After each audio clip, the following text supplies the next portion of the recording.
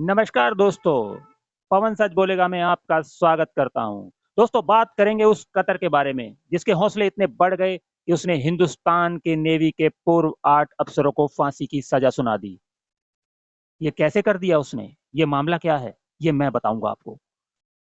मामला पिछले साल का है, जब ये 8 अफसर आधी रात को अपने घरों में सोए हुए थे, तो कतर की इंटेलिजेंस एजेंसी ने इन्हें आधी रात को उठा लिया और इन पर आरोप ये लगाया गया कि इटली के द्वारा खरीदी गई कतर की पनडुब्बी की खुफिया बातें ये इजराइल को शेयर कर रहे थे। ये इल्जाम लगाकर इन्होंने इनको लगभग 8-10 महीने काल कोठरी में बंद रखा। तो आपको मालूम ही है, उन देशों में कई यातनाएं भी दी जाती हैं। हिंदुस्तान की सरकार के डिप्लोमेटिक तरीके से कतर से बात करने के बाद उन्होंने इनको काउंसलर एक्सेस प्रदान किया। काउंसलर एक्सेस का मतलब आप सभी लोग जानते होंगे, मुझसे ज्यादा समझदार हैं आप। जिनको नहीं पता उनके लिए बता देता हूं। काउंसलर एक्सेस का मतलब होता है हिंदुस्तान के राजदूत जो कतर में मौजूद हैं, वो जाकर के इन 8 अफसरों से मिल सकते हैं, पूछ सकते हैं कि खाना मिल रहा है, कोई मारपीट वगैरह तो नहीं हो रही तुम्हारे साथ, किसी प्रकार की कोई भी जो परेशानी है वो पूछते हैं जाकर। इसी को काउंसलर एक्सेस कहा जाता है।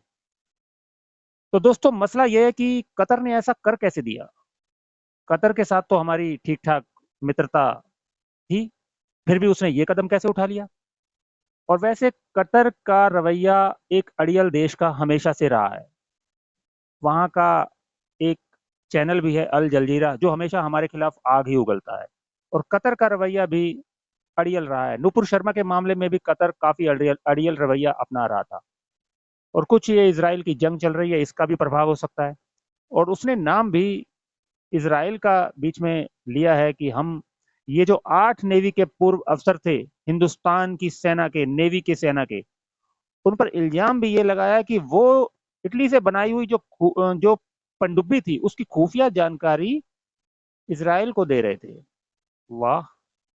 वहां पर वो नौकरी करने गए हैं, जॉब कर रहे हैं, और उन पर एक बंदा नहीं, दो नहीं, तीन नहीं, आठों के आठों मतलब खुफिया जानकारी बेच रहे थे भैया, वो भी इसराइल को।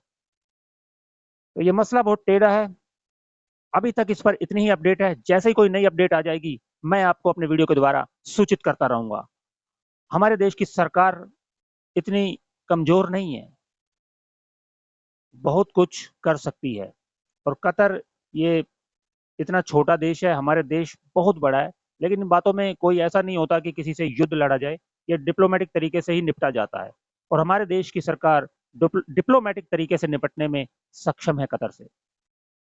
पाकिस्तान के मामले में आपने ये देखा होगा, वो भी फांसी चढ़ाना चाहते थे।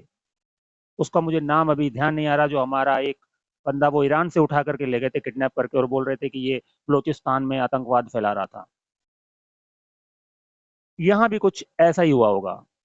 अब ये जांच का विषय है। जांच उन्होंने कुछ की नहीं की, हमें उसके बारे में कोई पुख्ता सबूत हिंदुस्तान को उन्होंने प्रोवाइड नहीं करवाया, सीधा फांसी की सजा। अब मसला हमारे देश की सरकार के हाथ में है। अब हमारी सरकार देखेगी कि उनसे कैसे निपटना है। निपटने में सक्षम है मोदी सरकार। तो अभी तक की जानकारी मैं आपको दे चुका हूं। जैसे ही कोई नई जानकारी मिलती है, मैं अपने वीडियो के द्वारा आप तक पहुंचाता रहूंगा। अब मैं आपसे इजाजत लूंगा। नमस्कार।